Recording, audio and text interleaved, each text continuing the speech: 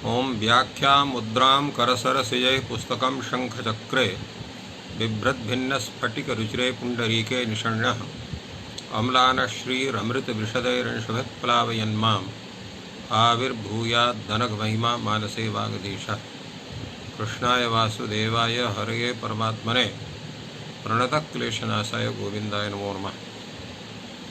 संस्कृत शौर्यम् इति आमुखपटले सम्बद्धाः समेऽपि विद्वांसः समेऽपि जिज्ञासवः छात्राः सहृदयाः सज्जनाः एतस्य संस्कृतशौर्यमिति आमुखपटलस्य संस्थापकः प्रबन्धकश्च डॉक्टर राजकुमारः समेषां स्वागतं वर्तते एतस्मिन् महाभाष्यव्याख्याने। अधुना स्वरूपाणाम् एक विभक्तौ इति सूत्रस्य व्याख्यानं प्रचलति। पूर्वदिने तत्र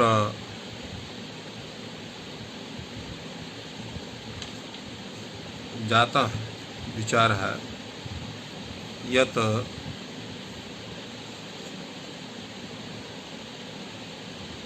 अत्र समास इति चेत स्वर समासान्तेषु दोषः, अर्थात समासे एक शेषा भवति चेत तर्हि अत्र स्वर विषये समासान्ति विषये दोषः भवति। येन स्वर विषये अश्वश्च अश्वश्च इति अश्वौ अत्र स्वरद्वय प्रसंगस्य स्थिति आगता भवति। एवं च समासान्ति ऋक्ष ऋक्ष ऋचौ इत्यत्र ऋकुरुधुपथामानक्षे इति सूत्रेण अप्रत्ययविषयिणी अत्र चर्चा भवति, अर्थात सः दोषः अत्र आगच्छति। समासे एक शेषः यदि अयं पक्षः आश्रियते, यथा प्रथमदिने विचारितम् आसीत् हरदत्तदृष्ट्या अत्र पञ्चपक्षाः भवन्ति। तत्र प्रथमः पक्षः यः पूर्वं विचारितः सः आसीत् पृथक् सर्वेषां विभक्तिपराणाम् एकशेषः भवति, अर्थात् वृक्ष तत्र विभक्त्यन्तानाम् एकशेषः इति पक्षः, व्यक्तिपराणाम् एकशेषः इति पक्षे। एवं तत्र प्रथमः पक्षः उत्थापितः, तस्य खण्डनादिकं विहितम्। अनन्तरं द्वितीयः पक्षः समासे एकशेषः, तत्र दोषद्वयं पूर्वोक्तम्। अधुना अत्र अन्ये ये दोषाः भवन्ति एतस्मिन् पक्षे ते अपि उच्यन्ते। अंगाश्रये चैकशेषवचनम् इति अपरः दोषः। कथम् अयं दोषः वर्तते? अंगाश्रये च कार्ये एक शेषो वक्तव्यः, स्वसा च स्वसारौ च इति स्वसारः। यत्र पूर्वपदम् एकवचनान्तं, द्वितीयं पदं द्विवचनान्तं, तत्र स्वसारौ इत्यत्र ऋतोङ्गी श्रवणस्थानयोः इति सूत्रेण अत्र अंगाश्रयः गुणः भवति, तेन स्वसारौ इति सिद्ध्यति। ऋतोङ्गी श्रवणावस्थानयोः इति सूत्रस्य तात्पर्यं वर्तते यत् गौ श्रवणास्थाने च परे कृदन्तस्य अंगस्य गुणः स्यात्। अत्र अंगाश्रये च इति कथनं वर्तते। चकारेण किं सूच्यते? अंगाश्रयः अनंगाश्रयः। च शब्दात् अत्र अनंगाश्रयेऽपि भवति, यथा नौश्च नावौ च, अर्थात् अनंगाश्रयः कार्यं भवति। अत्र वृद्धिकार्यं आवादेशकार्यं, नौ च नावौ च इति आवादेशः भवति। आवादेशः तत्र अनंगाश्रयः कार्यं वर्तते। एवं अत्र दोषः भवति। कथमत्र दोषः स्यात्? अत्र चेत् सारूप्यं भवेत् तर्हि तु स्वयमेव एकशेषः स्यात्, स्वरूपाणाम् एकशेषे विभक्तौ। अत्र यद् एकवचनं द्विवचनं च दत्तं वर्तते विग्रहे, स्वसा च अस्वसारौ च नौश्च नावौ च, तत्र एकवचनानन्तरं यद् द्वितीयं वचनान्तं वर्तते तस्य कारणं यत्र सर्वथा वैरूप्यं तत्र सामान्यरूपेण एकशेषः न भवितुमर्हति इति कृत्वा वैरूप्येऽपि एकशेषः स्यात्। एतदर्थम् अङ्गाश्रये चैकशेषवचनम् इत्यपि तत्र दूषणं भवति। एतदर्थं करणीयम्, एकशेषः करणीयः यदा अत्र समासे एकशेषः उच्यते तदा। एवम् अयं दोषः भवति।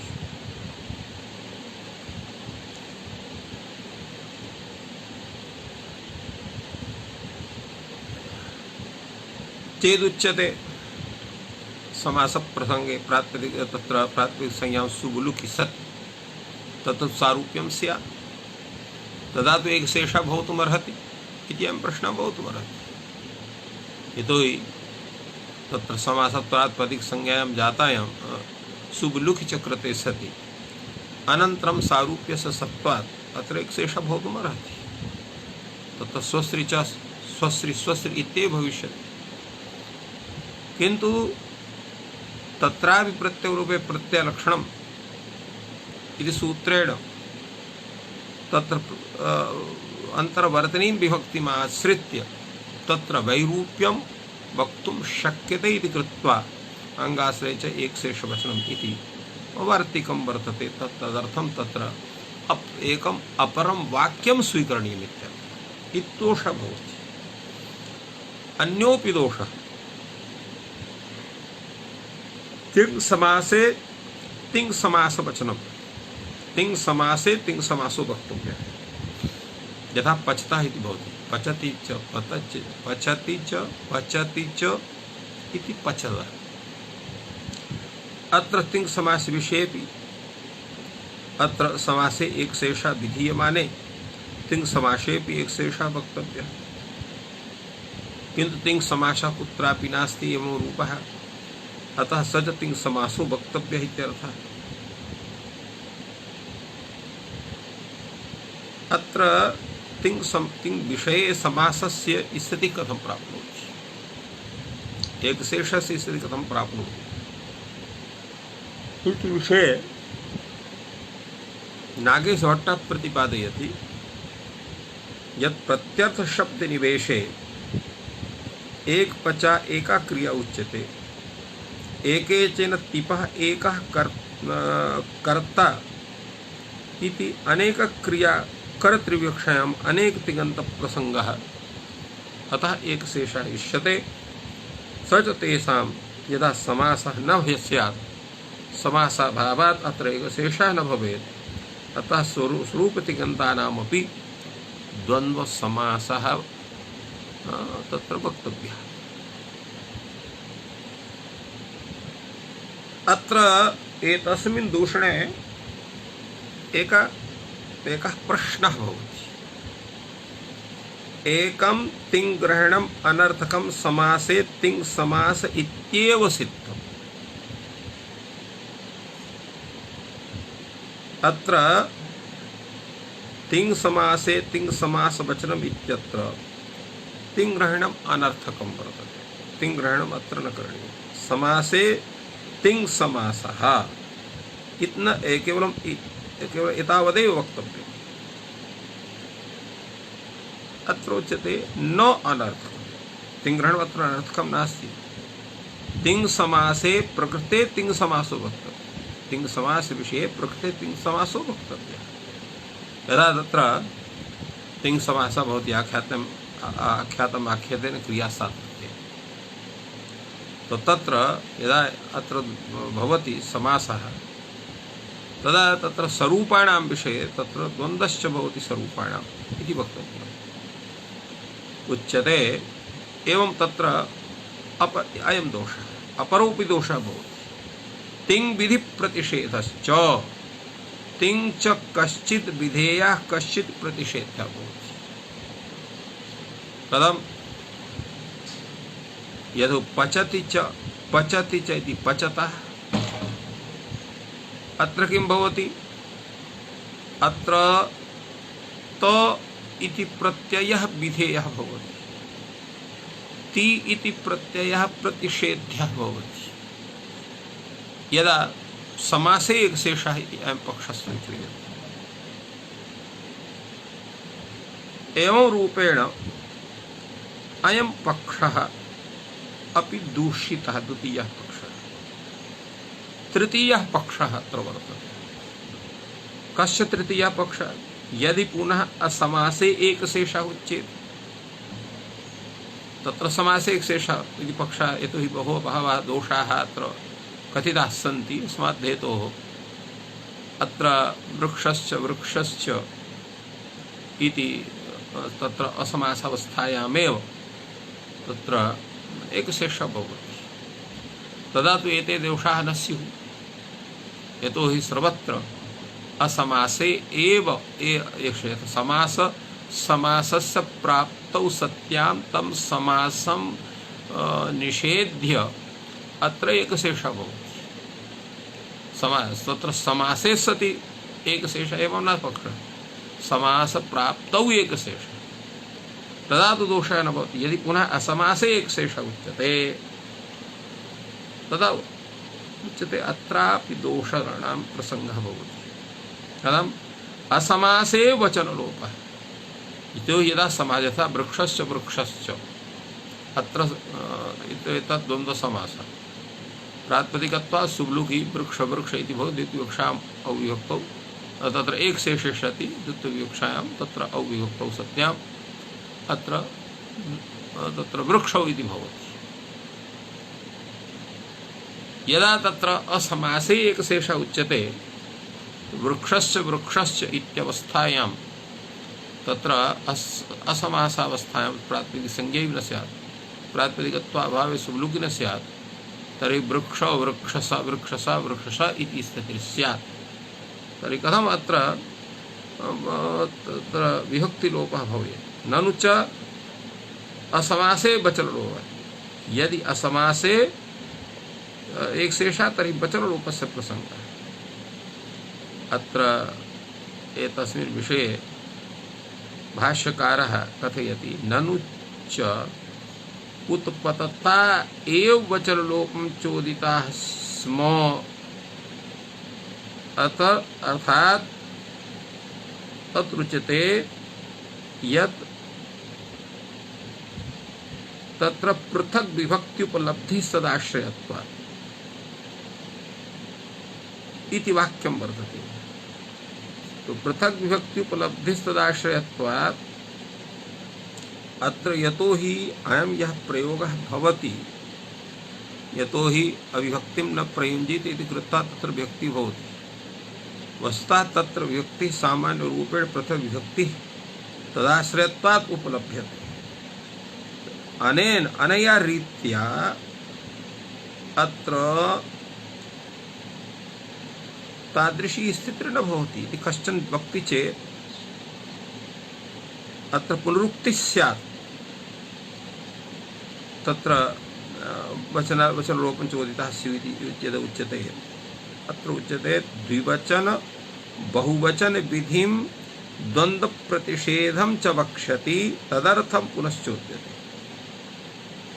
अर्थात द्विवचनानां द्वन्द्वः बहुवचनानां द्वन्द्वः भवत् प्राप्नोति, तत्र द्वन्द्वप्रतिषेधो अग्रे कथयिष्यति तत्र ग्रन्थकारः। तदर्थं पुनश्चोद्यते उच्यते। पूर्वं दोषमात्रम् उपन्यस्तं केवलया विभक्तेः श्रवणं प्राप्नोति इत्यर्थः। यतोहि वृक्षसा इत्यत्र इत्यवस्थायां केवलं प्रकृतेर्लोपः स्यात्, एकस्य प्रत्ययलोपः स्यात्, तत्र प्रत्ययः अवशिष्टः स्यात्। इत्यत्र दूषणं वर्तते। तस्यैव विषये अत्र वचनलोप तत्र न स्यात् इति विषये प्रश्नः आसीत्। तदर्थम् अत्र उच्यते इदानीं तत्प्रतिविधा विधानाय वचने क्रियमाणे गौरवम् आपद्यते। तो तत्र वचनस्य विधान विषये अत्र गौरवं स्यात्, यतोहि असमासे वचनलोपः न भवितुमर्हति। तदर्थं तत्र वचनलोपस्य प्रसंगः स्यात् इति विषये अत्र प्रतिपाद्यते। तात्पर्यम् इदमस्ति यत् तस्य यदा उपस्थितिर्भवति तदा वचनलोपं विधायै उपस्थितिर्भवति इति कथनस्य यः आशयः, तस्मिन् विषये भाष्यकारः कथयति द्विवचन बहुवचन विधिं प्रतिद्वन्द्व प्रतिषेधं यत् विदधाति तदर्थम् एतत् कथनं वर्तते। यतोहि अग्रे दोषः दत्ता भवति। द्विवचन बहुवचन विधि, द्विवचन बहुवचनानि विधेयानि, वृक्षस्य वृक्षस्य इति वृक्षौ, वृक्षस्य वृक्षस्य वृक्षस्य इति वृक्षाः। अत्र द्वितीयविवक्षायां द्विवचनं भवति, बहुत्वविवक्षायां बहुवचनं भवति। तो अत्र तेषां विधानं तथा करणीयं भवति।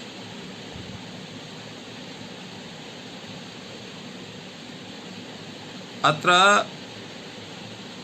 केवलं विभक्तेः श्रवणं भवति इत्येव दोषः नास्ति। अत्र द्विवचनस्यापि श्रवणं स्यात्, बहुवचनस्यापि श्रवणं स्यात्। द्वितीयविवक्षायां द्विवचनस्य श्रवणं, बहुत्वविवक्षायां बहुवचनस्य श्रवणं भवति। तदेव भाष्यकारः कथयति द्विवचन बहुवचनानि विधेयानि, वृक्षस्य वृक्षस्य वृक्षौ, वृक्षस्य वृक्षस्य वृक्ष इति वृक्षाः। अत्र केवलं सु इत्यस्यैव श्रवणं भवति इति दोषः न, अपि तत्र बहुवचनस्यापि द्विवचनस्य बहुवचनस्यापि श्रवणं। तत्र अत्र किं भवति, वचनात् विभक्ति लोपे कृतेपि प्रत्यय लक्षणेन अप्रत्यय यदा प्रत्यय लक्षणेन तत्र प्रत्ययः श्रीयते तदा अत्र प्रातिपदिक संज्ञा न स्यात्, प्रत्यान्त भिन्नस्य प्रातिपदिक संज्ञा भवति। तर्हि प्रातिपदिकत्वाभावेन अत्र द्विवचनस्य बहुवचनस्य अप्राप्तिरेव न स्यात् इति तत्र दोषः। एवं द्वन्द्व प्रतिषेधश्च अपरः दोषः। यतोहि चार्थे द्वन्द्वः, चार्थे वर्तमानम् अनेकं सुबन्तं समस्यते। अत्र चार्थे वर्तमानम् अनेकं सुबन्तं समस्यते, तदा वृक्षस्य वृक्षस्य अत्र एवं वृक्षस्य वृक्षस्य वृक्षस्य इत्यादौ च अत्र द्वन्द्वस्य प्राप्तिर्भवति। तर्हि द्वन्द्वस्य प्रतिषेधो वक्तव्यः तस्मिन् स्थले, तत्र द्वन्द्वः न भवति, एक शेषः एव भवति। अतः अपरोपि अयं दोषः आपतति, तस्यापि विषये वचनं कर्तव्यम् इत्यर्थः। द्वन्द्वस्य च प्रतिषेधो वक्तव्यः, वृक्षस्य वृक्षस्य इति वृक्षौ, वृक्षस्य वृक्षस्य वृक्षस्य इति वृक्षः, चार्थे द्वन्द्वः इति द्वन्द्वः प्राप्नोति इति भाष्यकारः अत्र दोषं तत्र प्रदर्शयति। पुनः समादधाति अत्र द्वन्द्वप्रतिषेधश्च इति यः पक्षः अत्र कथितः स दोषः नास्ति। कथं नास्ति? यतोहि एकशेषः अनवकाशत्वात् द्वन्द्वम् अपवादत्वात् बाधयित्वा भविष्यति। नैष दोषः अनवकाशः एकशेषः द्वन्द्वं बाधिष्यते। तदा उच्यते द्वन्द्वः अनवकाशः नास्ति। कथम् अनवकाशः नास्ति? सावकाशः नहीं, तत्र एकशेषः अनवकाशः नास्ति। कुत्र सावकाशः भवति? एकशेषः। तिङन्तानि अवकाशः। सावकाशः एकशेषः अवकाशः, तिङन्तानि अवकाशः। यतोहि तिङन्त विषये चार्थे द्वन्द्व इति सूत्रं न प्राप्नोति। चार्थे वर्तमानम अनेकम सुबंतम समस्यते न तु तिगंतम।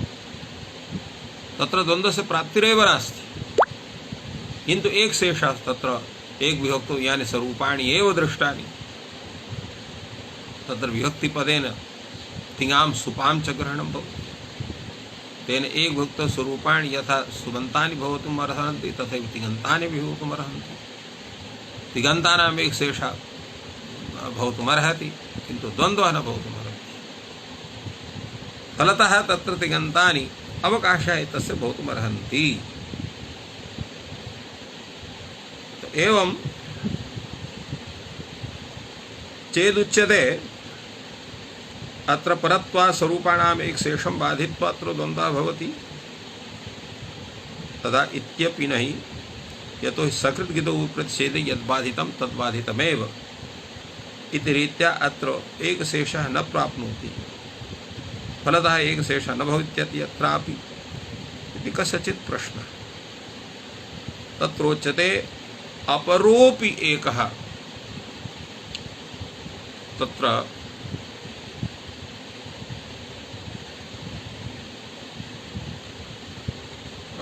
परिभाषा वर्तते पुनः प्रसंग विज्ञानात्। तो पुनः प्रसंग विज्ञानात् इति रीत्या अत्र समासस्य प्राप्तिः स्यात्, तेन स्वरदोषापि स्यात्, समासान्तदोषापि स्यात्। एवं रीत्या तत्र असमस्तानाम् एक शेषः या असमासे एक शेषः इति यः पक्षः तृतीयः पक्षः उत्थापितः सोऽपि न श्रेष्ठः, तत्रापि अनेके दोषाः वर्तन्ते। अत्र चतुर्थः पक्षः, यदि पुनः पृथक् सर्वेषां विभक्त्यन्तानाम् एक शेषः उच्यते, किं तत्र वृक्षस्य वृक्षश्च, अत्र वृक्षसु अत्र एकः वृक्षसु अत्र भवति, अपरः वृक्षसु लुप्यते। वृक्षस्य अत्र वृक्षसा एकः वृक्षः अवशिष्यते, अन्ये लुप्यन्ते। एवं रूपः तत्र पक्षः स्वीकरणीयः। तत्र वृक्षसा इत्यस्य प्रातिपदिकसंज्ञायां जातायां सुपोधात् प्रातिपदिको इत्यनेन सकारस्य लोपे सति एक तत्र द्वितीयविवक्षां द्विवचनम् औ इति भवति। वृक्षौ इति स्यात्, बहुतविवक्षां बहुवचने सति वृक्षाः इति स्यात्, तत्र दोषः न भवति। इत्येवम् अत्रयं पक्षः। प्रश्नः भवति अनेन किं भवितुमर्हति, किं कृतं भवति? उच्यते कश्चित् वचनलोपः परिहृतो भवति। अत्र वचनलोपस्य तत्र परिस्थितिर्न भवति। यतो हि यदा तत्र एक शेषः विभक्त्यन्तानाम् एक शेषे विभक्त्यन्तानाम् एव निवृत्तिर्भवति, तदा दोषः न भवति।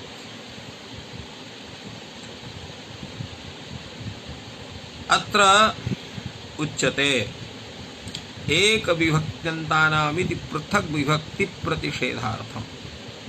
एक विभक्त्यन्तानाम् इति वक्तव्यम्, अर्थात एक विभक्त्यन्तानाम् एक शेषः इति कथनीयम्। किं प्रयोजनं? पृथक् विभक्ति प्रतिषेधार्थं पृथक् विभक्त्यन्तानां मा भूत्, अर्थात पृथक् विभक्ति प्रतिषेधार्थं पृथक् विभक्त्यन्तानां तत्र एक शेषः न स्यात्। यदा अत्र पृथक् विभक्ति कुत्र वर्तते? यथा ब्राह्मणाभ्यां च देहि ब्राह्मणाभ्यां च कृतु। ब्राह्मणाभ्यां च देहि इत्यत्र ब्राह्मणाभ्याम् इति तत्र द्वितीयान्तं तत्र चतुर्थ्यन्तं द्विवचनान्तं पदम्। एवं ब्राह्मणाभ्यां च कृतम् इत्यत्र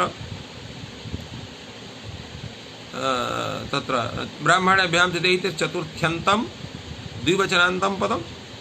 ब्राह्मणाभ्यां च कृतम् इत्यत्र तृतीयान्तं तृतीया विभक्त्यन्तं द्विवचनान्तं पदम्। अत्र भिन्न विभक्तिर वर्तते, एकत्र चतुर्थी विभक्ति, एक चतुर्थीया विभक्ति। तो अत्र पृथक विभक्त्यन्तानाम् अत्र विभक्त्यन्तानाम् इति कृते समान विभक्त्यन्तानाम् एक शेषः अर्थात एक विभक्त्यन्तानाम् एक शेषः इति कथनीयं भवति। पृथक विभक्त्यन्तानाम् अत्र एक शेषः न प्राप्नोति। तात्पर्यं किम्? एक विभक्तौ यानि स्वरूपाणि एव दृष्टानि इत्यत्र सप्तमी विभक्तिः वर्तते। तो सप्तमी निर्देशं तत्र दूरीकृत्य षष्ठ्यन्तेन निर्देशः करणीयः, एक विभक्त्यन्तानाम् एक शेषः इति करणीयः। प्रयोजनम् अत्र वदति, एक ग्रहणस्य प्रयोजनं किमस्ति? षष्ठी निर्देशस्य प्रयोजनं भवति तत्र कश्चित् वचनलोपः परिहृतः भवति। अपरमपि दोषं भवति एतस्मिन् सिद्धान्ते, विभक्त्यन्तानाम् एक शेषः इति सिद्धान्ते। न वा अर्थप्रतिषेधात् युगपदवचनाभावः उच्यते, अयं दोषः न भवितुमर्हति। किं कारणम्? अर्थप्रतिषेधात्, अर्थस्य प्रतिषेधः भवति। एकः एकत्र तत्र सम्प्रदानार्थः, एकत्र कर्तृर्थः। प्रतिषिद्धौ एतौ अर्थौ कर्ता संप्रदानमिति अशक्यौ युगपद निर्देशः। यदा तत्र विपरीतार्थौ भिन्नार्थौ प्रतिषिद्धार्थौ, यतोहि एकत्र कर्ता भवति एकत्र संप्रदान भवति, अनयोः एक कालावच्छेदेन निर्देशः न भवितुमर्हति। तयोः विप्रतिषिद्धत्वात् युगपद वचनं न भवति, न भविष्यति। फलतः तत्र एकशेषस्य तत्र अवस्था एव न भवति। तो अवस्थायाः अभावात् तत्र दोषोऽपि नास्ति। यदा दोषोऽपि नास्ति तर्हि तत्र तस्मिन् विषये समाधानं न करणीयम्।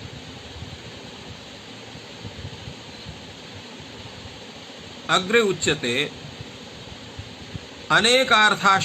अनेकार्थाश्रयश्च पुनरेकशेषः तस्मान् नैकशब्दत्वम्। यतोहि एकशेषस्य तत्र प्रयोजनं किमस्ति? एकेन अनेकम् अर्थं सम्प्रत्यययिष्यामि। एकेन शब्देन अनेकम् अर्थं सम्प्रत्यययिष्यामि। अत्र दोषः भवति यत् तत्र यः दोषः उपस्थापितः तत्र विषये एकशेषस्य मुख्यं प्रयोजनं किमस्ति? एकेन अनेकम् अर्थं सम्प्रत्यययिष्यामि इति धिया एकशेषः आरभ्यते।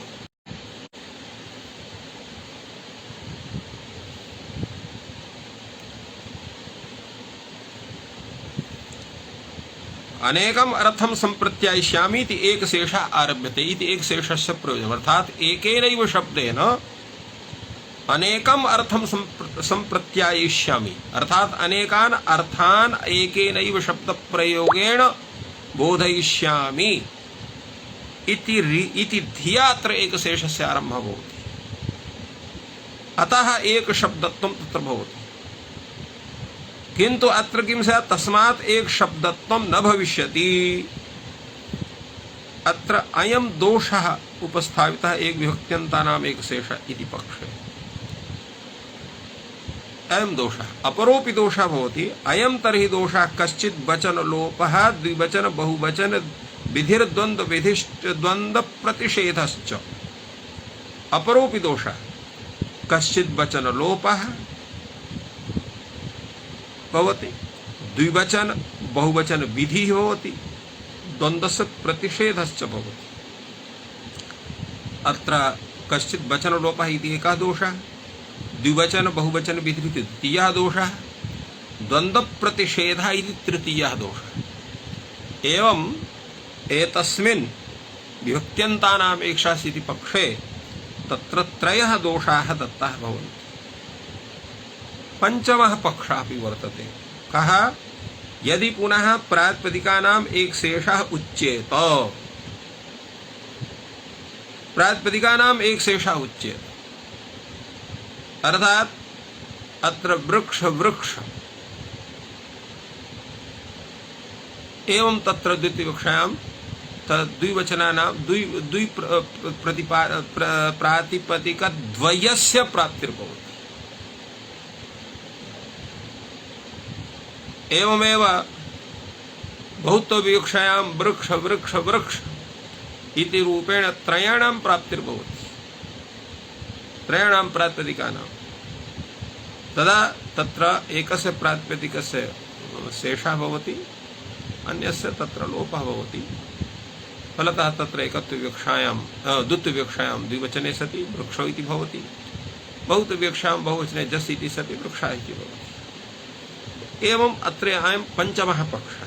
यदि पुनः प्रातिपदिकानाम् एक शेषः उच्येत तो अत्र किं कश्चन दोषः भवति वा न वा भवति? अत्र उच्यते किं कृतं भवति। यदा अयं पक्षः स्वीक्रियते तो अनेन किं सिद्ध्यति? अर्थात कः अत्र एवं भूतः गुणः यत् अयं पक्षः स्वीकरणीयः? उच्यते वचनलोपः परिहृतः भवति। अत्र एतस्मिन् पक्षे एक विभक्तौ इति न कृतं भवति। ह्रस्वो नपुंसके प्रातिपदिकस्य इति प्रातिपदिकस्य इत्यस्य अत्र अनुवर्तनं क्रियते। तेन अत्र प्रातिपदिक ग्रहणम् अनुवर्त्य तत्र अनुत्पन्नायाम् एव विभक्तौ स्वरूपाणां प्रातिपदिकानाम् एक शेषः क्रियते इति पक्षस्य स्वरूपम्। अत्र प्रश्नः भवति, यदा प्रातिपदिकानाम् एक शेषः क्रियते तर्हि तिङन्त विषये कथं स्यात्? यदा द्वित्वविवक्षायां पचति पचति इति पचतः, पचति पचति पचति इति पचन्ति इति कथं स्यात्?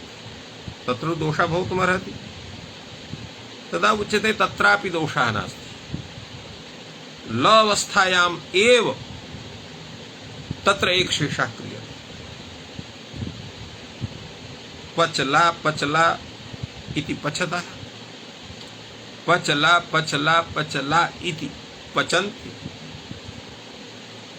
यतो हि तत्र प्रश्नः भवति, पचला पचला एतेषां प्रातिपदिक संज्ञा कथं स्यात्? तत्रोच्यते लकारः तत्र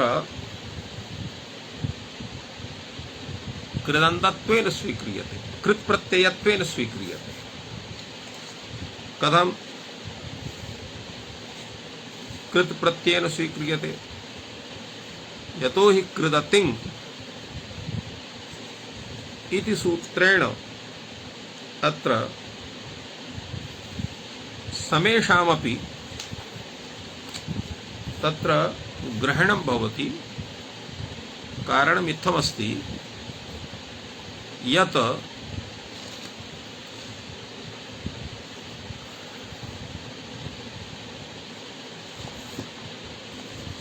अत्र यत् सूत्रं वर्तते धातोः इति सूत्रं,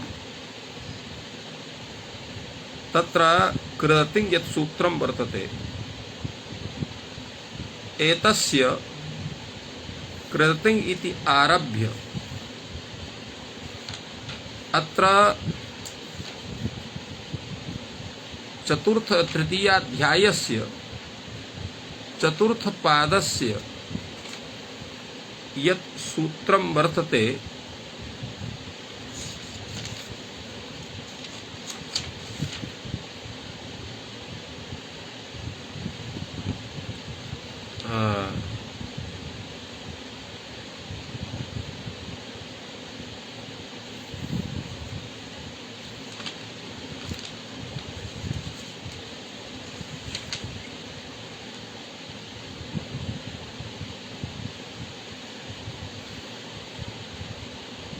अत्र पर्याप्ति वचने श्वलमर्थेषु इति यावत् अत्र अथवा तत्र कृततिङ् इत्यस्य तृतीयाध्याय पर्यन्तं तत्र अत्र किं नाम तत्र एतस्य अधिकारः भवति। अतएव अत्र सामान्यरूपेण तु एतस्य अधिकारः तत्र पर्याप्ति वचने श्वलमर्थेषु इति यावत्। अत्र यसूत्रं वर्तते लस्य इति सूत्रम्।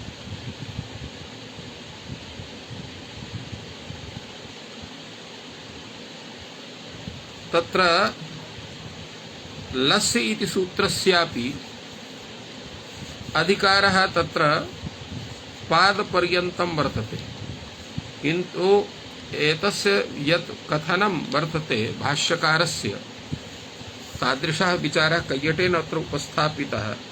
उच्यते लावस्थायामेव पचला पचला इति स्थे कृदन्तत्वात् प्रातिपदिके सत्येव तेन इत्थं मनते कृतङ् इति सूत्रस्य अधिकारः तृतीयाध्यायस्य चतुर्थपादपर्यन्तं भवति अनेन सूच्यते। तेन पचला इत्यस्य व्यापि कृदन्तत्वात् प्रातिपदिके कृत्तद्धित समासाश्च इति सूत्रेण भविष्यति। अतः अत्र दोषः न भवति इति मत्वा अत्र वचनलोपः परिहृतो भवति इति भाष्यकारेण कथितम्। तत्र प्रश्नः भवति अत्र कृदत्तिङ् इति उच्यते, तर्हि अतिङ् शब्देन कस्य ग्रहणं स्यात्? एतस्मिन् विषये तत्र नागेशभट्टेन सम्यक्तया प्रतिपादितम् यत् अतिङ् प्रतिषेधस्तु तिङ् एव अस्थानिवत्व प्राप्त कृत्वस्य इत्यभिमानः। अर्थात् अतिङ् इति प्रतिषेधः तिङ् विषये भवति। अत्र स्थानिवत्वात् अत्र तस्य स्थितिर्नास्ति इति मत्वा अत्र पचला इत्यवस्थायामेव एकशेषः इति इत्यस्य आशयं तत्र वक्ति नागेशभट्टो। अत्र भाष्यकारः एतस्मिन् पक्षेपि दोषं प्रददाति। प्रातिपदिकानाम् एकशेषे मातृमात्रोः प्रतिषेधो वक्तव्यः। यतो यदा प्रातिपदिकानाम् एकशेषः तदा जननीवाची मातृशब्दः, परिक्षेत्रिवाची यः मातृशब्दः, उभौ अपि मातृशब्दौ स्वरूपौ भवतः प्रातिपदिकत्वेन। तदा अत्र सर्वत्रापि एकशेषः स्यात्। यदा विभक्त्यन्तानाम् एकशेषः क्रियते तत्र एक विभक्तौ इत्युच्यते, तदा औ विषये जस विषये एवमेव अं विषये पुनः औ विषये अत्र वैरूप्यं तिष्ठति। परिक्षेत्रिवाची यः मातृशब्दः तत्र माता मातारौ मातारः इति रूपं चलति। जननीवाची मातृशब्दस्य माता मातरौ मातरः इति तत्र भिन्नरूपत्वात् तत्र एकशेषः न भवति। किन्तु यदा प्रातिपदिकानाम् एकशेषः इति पक्षः तर्हि अत्र मातृमात्रोः प्रतिषेधः वक्तव्यः। अर्थात् जननीवाची परिक्षेत्रिवाची मातृशब्दोः शब्दयोः अत्र एकशेषः यः प्राप्नोति तस्य प्रतिषेधो वक्तव्यः। माता च जनयित्री मातरौ च मातारौ च धान्यस्य, माता च मातरौ च मातारौ च इति रूपत्वेन। माता च जनयित्री अर्थात् जननी, मातारौ च धान्यस्य, मातारौ नाम तत्र परिच्छेत्तारौ। अत्र धान्यस्य इति मातृमातरः, अत्रापि एकशेष मातृमातारः अत्र एकशेषः प्राप्नोति। किं कारणं? स्वरूपत्वात्। स्वरूपम् अनयोः भवति। स्वरूपाणि हि एतानि प्रातिपदिकानि अर्थात उभयोः मातृशब्दयोः तत्र प्रातिपदिकावस्थायां तत्र स्वरूपत्वं तिष्ठति इति कृत्वा तत्र एक शेषः भवितुमर्हति। अत्र उच्यते किमुच्यते तत्र प्रातिपदिकानाम् एक शेषे मातृमात्रोः प्रतिषेधो वक्तव्यः इति न पुनः यस्यापि विभक्त्यन्तानाम् एक शेषः तेनापि मातृमात्रोः प्रतिषेधो वक्तव्यः। अत्र आक्षेपः अयमेव वर्तते विभक्त्यन्तानाम् एक शेषः इति पक्षेपि मातृमात्रोः प्रतिषेधो वक्तव्यः। कथं तत्रापि तत्र दोषः भवति। मातृभ्यां मातृभिः मातृभ्यां मातृभ्यः मातृभ्यां मातृभ्यः मात्रोः मातॄणां मात्रोः मातृषु इत्यत्र सर्वत्र समानरूपता दृश्यते। तो एतेषु अस्थिषु समानरूपत्वात् अत्र विभक्त्यन्तानां विशेषः इति पक्षेपि अत्र मातृमात्रोः प्रतिषेधो वक्तव्यः। तस्यापि हेतानि क्वचित् विभक्त्यन्तानि स्वरूपाणि मातृभ्यां मातृभ्यां चेति। अर्थात तत्र प्रथमा द्विवचने बहुवचने द्वितीया द्विवचने च अथ च बहुवचने च भिन्न रूपस्य सत्वात् यतो हि द्वितीया बहुवचनेपि जन्निवाची मातृशब्द मातृः इति रूपं भवति क्षेत्रिवाचिनः मातृशब्द मातॄन् इति रूपं भवति। अतः तत्र भिन्न रूपता एतेषु स्थलेषु वर्तते। किन्तु मातृभ्यां देहि मातृभिः कृतं मातृभ्यः देहि एवं मातृभ्याम् आगतः मातृभ्यः आगतः मात्रोः इदं मातॄणाम् इदम् एतेषु सर्वेषु स्थलेषु समानरूपत्वात् अत्र एक शेषः प्राप्नोति। तदर्थं तत्र प्रतिषेधः कथनीयः। अतः तस्मिन् पक्षेपि दोषः। तस्य विषये उच्यते अथ मतमेतत् विभक्त्यन्तानां सारूप्ये भवितव्यम् एव एकशेषेण। अर्थात विभक्त्यन्तानां सारूप्ये तु एक शेषः भवत्येव। प्रातिपदिकानाम् एक शेषे दोषो भवति। एवम् अर्थम् अत्र अयं दोषः परिहरणीयः एवं च कृत्वा चोद्यते। अर्थात तत्र दोषः तथा भवति। अस्मात् हेतोः एतत् कथनं वर्तते। यत्र दोषः तत्र एक शेषः न भवति। यत्र दोषः नास्ति तत्र एक शेषः भवतु नाम। अर्थात यत्र वैरूप्यं तत्र एक शेषः न भवेत्। यत्र च सारूप्यं तत्र एक शेषः भवेत् इति एतस्य आशयः। अतएव कैयटः अत्र अस्मिन् विषये कथयति अर्थ विप्रतिषेधात् अत्र एक शेषो न भवति कृते हि एक शेषे ताभिः इत्यनुप्रयोगे तुमर्थो न प्रतीयेत तैरित्युच्यते स्थिरर्थ्यानवगतिः। अर्थात एक शेषे सति ताभिः मातृभिः इत्यत्र यदा प्रयोगः क्रियते तर्हि तत्र पुरुषार्थः यः वर्तते परिच्छेत्रिरूपः स न प्रतीयेत। यदा तैः इति उच्यते तदा स्थिरर्थः यः वर्तते तस्य ज्ञानं न स्यात्। चेत् कदाचित् इत्थं स्वीक्रियते तर्हि विभक्त्यन्तानां सारूप्ये एव भवति। अत्र तु वैरूप्यं भवति द्विवचने तत्र द्वितीया विभक्तौ प्रथमा विभक्तौ अतः अत्र न भवितुमर्हति। किन्तु प्रातिपदिकावस्थायां सर्वथा सारूप्यं भवति। अतः सर्वत्र एक शेषः भवितुमर्हति। विभक्त्यन्तानां तु स्वरूपाणाम् एक शेषे यत्रैव तृतीयादौ विभक्तौ सारूप्यं तत्रैव एक शेषः प्रथमा द्वितीया विषये तत्र एक शेषः न स्यात्। एवं रूपेण कैयटः प्रतिपादितवान् एतस्मिन् भाष्य विषये। अग्रेपि अयं दोषः कश्चन भवति। कहा ययोः तत्र स्त्रीलिंगे सारूप्यं दृश्यते।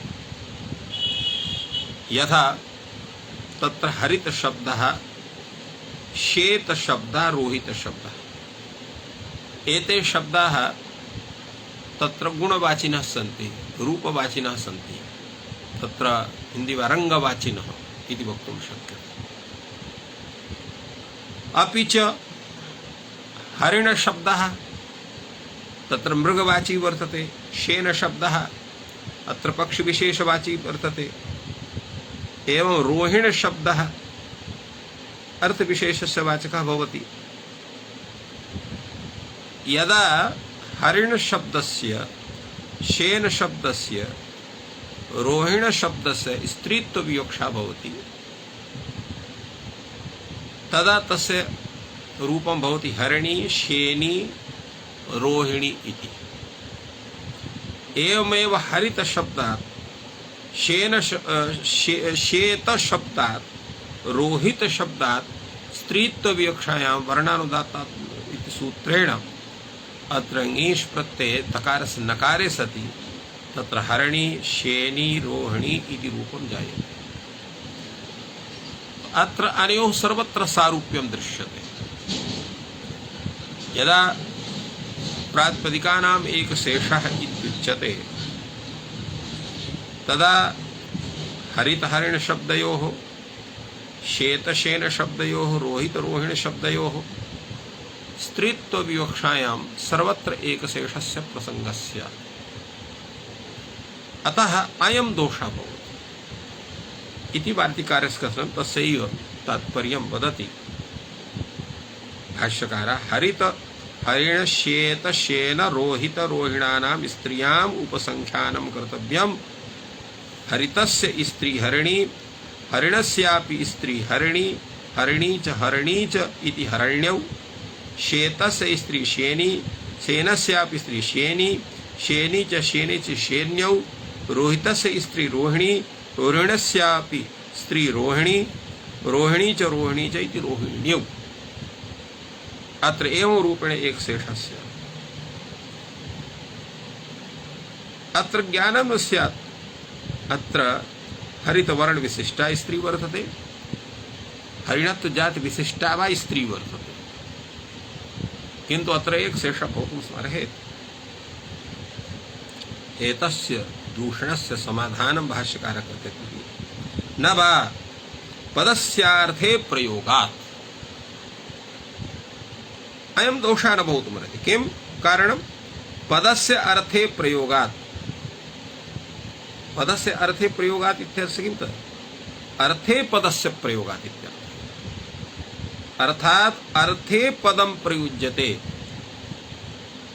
अर्थविशेषस्य परिलाभाय तत्तत् पदं तस्मिन् अर्थे प्रयुज्यते। अत्र हरितवर्ण विशिष्टा स्त्री, हरिणत्व जाति विशिष्टा स्त्री, अनयोः हरिण्यौ इति प्रयोगः न स्यात्। कथं? प्रयोगस्य प्रयोजनम् अर्थविशेषस्य परिज्ञानाय भवति, तन्नैव स्यात्। भिन्नार्थे उभयोः प्रवृत्तेः सत्त्वात्। अत्र पदमर विभक्त्यन्तं च पदं, पदं किं भवति? विभक्त्यन्तं। रूपं च इह आश्रियते, भवता रूपम् आश्रियते, तो रूप निर्ग्रहश्च शब्दस्य नान्तरेण लौकिकं प्रयोगम्। अर्थात शब्दस्य रूपस्य ग्रहणं तत्र लौकिकं प्रयोगम अंतरेण न भवति। अर्थात लौकिकं प्रयोगम आदायैव तत्र शब्दस्य रूपस्य ग्रहणं भवति। तस्मिंश्च लौकिके प्रयोगे सारूपाणि एतानि, लौकिक प्रयोगे एतानि स्वरूपाणि वर्तन्ते, किन्तु तत्र अर्थदृष्ट्या तेषां स्वरूपं तादृशं नास्ति। करेण्यो इत्यत्र एतत् प्रयोगः भवितुमर्हेत्, सः प्रयोगः न स्यात्। एतदर्थम् अयं दोषः तस्य वारणं करणीयम्। अग्रे चापि उच्यते अपरोऽपि कश्चन एतस्मिन् विषये वदति न वा पदस्य अर्थे प्रयोगात्। अत्र अयं दोषः न भवति। कथं? न वा एष पक्षः एवमस्ति, प्रातिपदिकानाम् एकशेषः इति। किं कारणं? पदस्य अर्थे प्रयोगात्। तत्र प्रयोगः पदस्य भवति, प्रातिपदिकस्य न भवति। यतोहि प्रातिपदिकस्य प्रयोगः केवलं साधुत्व विधानाय गृह्यते शास्त्रे, व्याकरणशास्त्रे, किन्तु लौकिक प्रयोगे प्रसिद्धता प्रातिपदिकस्य नास्ति, पदस्य वर्तते। रामः इति पदं प्रयुज्यते, वृक्षः इति पदं प्रयुज्यते। तत्र राम इति वृक्षो इति प्रातिपदिकं न प्रयुज्यते। अतः यस्य प्रयोगः तत्रैव शास्त्रस्य विधानं भवति। तत्र पदस्य अर्थे प्रयोगात् पदम अर्थे परिचय विभक्त्यन्तं च पदम रूपं च हि आश्रीयते।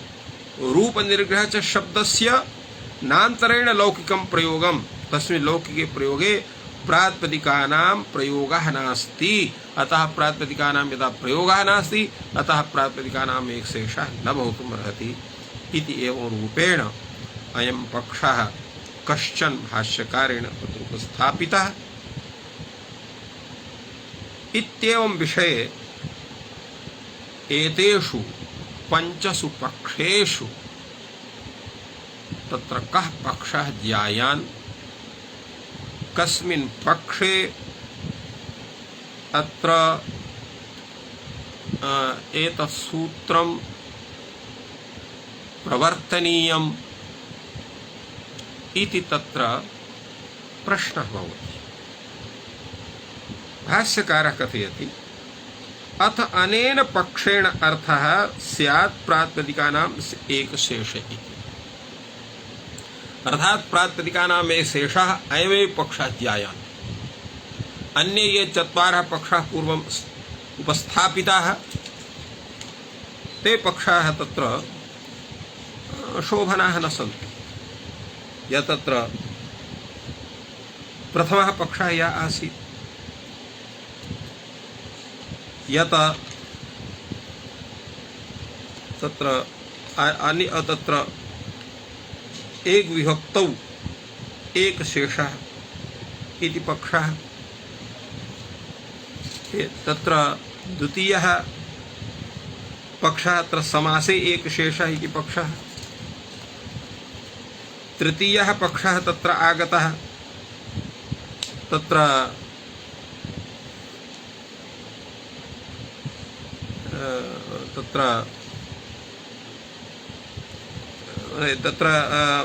प्रथमः पक्षः तत्र समासे यदि पुनः समासे एक शेषः इति पक्षः। द्वितीयः पक्षः, तृतीयः पक्षः अत्र असमासे एक शेषः। चतुर्थः पक्षः विभक्त्यन्तानाम् एक शेषः। पंचमः पक्षः प्रातिपदिकानाम् एक शेषः। तत्र भाष्यकारः एतेषु पंचसु पक्षेषु तत्र कथयति अथ अनेन पक्षेण अर्थः स्यात् प्रातिपदिकानाम् एकशेषः। अर्थात् प्रातिपदिकानाम् एकशेषः इति पक्षः अत्र स्वीकरणीयः। एतस्मिन् विषये इति अयं तत्र वाक्य विशेषः प्रश्न धिया कथितः वर्तते। एतस्मिन् विषये भाष्यकारः कथयति बाढम् अर्थः अर्थात् प्रातिपदिकानाम् एकशेषः अयं पक्षः अस्तु भवितुमर्हति। तत्र प्रश्नः भवति यदा प्रातिपदिकानाम् एकशेषः तर्हि सूत्रं भिन्नं स्यात्। यतो स्वरूपाणाम् एकशेष एक विभक्तौ, एक विभक्तौ इति न कर्तव्यं भवति। तत्र ह्रस्वनपुंसके प्रातिपदिकस्य इति सूत्रेण तत्र प्रातिपदिकस्य तत्र अनुवृत्तिर्भवति। तेन स्वरूपाणां प्रातिपदिकानाम् एक शेषा भवति एव रूपेण अर्थः भवतस्य। तर्हि तादृशं स्वरूपम् एतस्य सूत्रस्य स्वीकरणीयं वा इति पक्षः आयाति। किं वक्तव्यमेतत् इति वाक्येन सः पक्षः भगवता भाष्यकारेण उपस्थापितः। उच्यते नहि, तत्र न कथनीयम्। तदा उच्यते उच्चरितः शब्दः प्रत्यायको भवति नानुच्चरितः। यदा तादृशं स्वरूपं सूत्रस्य नोच्यते तर्हि ज्ञानं कथं स्यात्? कथम् अनुच्यमानं गम्यते? अनुच्यमानं तत्र कथं गम्यते, कथं गम्यते, कथं तत्र तस्य ज्ञानं भवितुमर्हति? उच्यते एतेनैव अभिहितं सूत्रेण, अर्थात एतेनैव सूत्रेण अभिहितं।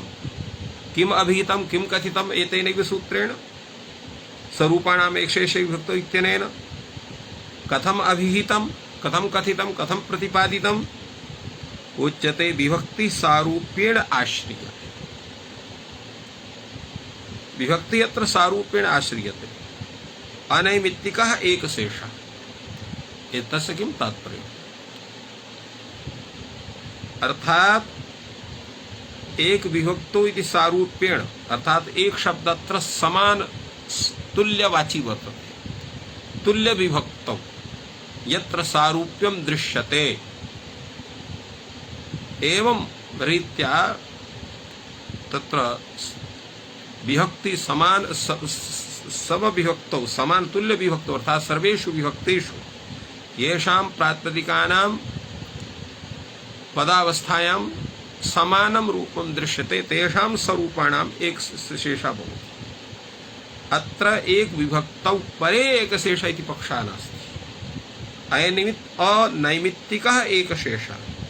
एक विभक्तौ लौकिके प्रयोगे यानि स्वरूपाणि, एक माने समतुल्य विभक्तौ, सर्वेषु तुल्येषु सर्वेषु विभक्तिषु येषां लौकिके प्रयोगे यानि स्वरूपाणि एव दृष्टानि भवन्ति तेषां प्रातिपदिकानाम् एक शेषः भवति इति एतत् सूत्रस्य तात्पर्यम् आयाति। तो क्वा अर्थात कस्याम् एक विभक्तौ? उच्यते यत्र वा तत्र वा, अर्थात सर्वासु विभक्तिषु। यत्र वा तत्र वा माने एतस्यां विभक्तौ तस्यामपि विभक्तौ। यत्र वा तत्र वा इति किं तात्पर्यम् एतस्य? यत्र वा तत्र तस्यां यस्यां विभक्तौ, तत्र वा तस्यां वा विभक्तौ, अर्थात सर्वासु विभक्तिषु विषये। अत्र एवं रूपेण एतस्य प्रतिपादनं भगवता भाष्यकारेण कृतम्। अनेन ज्ञायते यत् अधुना अयमेव पक्षः यत् प्रातिपदिकानाम् एक शेषः एक विभक्तौ इत्यत्र तुल्य विभक्तौ समान विभक्तौ। अत्र एक विभक्तौ इति तत्र अत्र विषय सप्तमी स्वीकरणीया।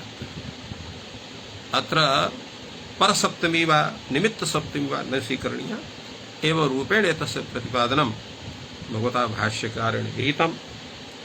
एतेषु पञ्चसु पक्षेषु यद्यपि पञ्चमः पक्षः शोभनः, अन्ये पक्षाः तत्र शोभनः भवन्ति, तर्कसङ्गताः भवन्ति न वा, एतस्मिन् विषये विचारः भविष्यति। अधुना अत्रैव विरम्यते। सर्वेभ्यो नमः। जयतु संस्कृतं, जयतु भारतम्।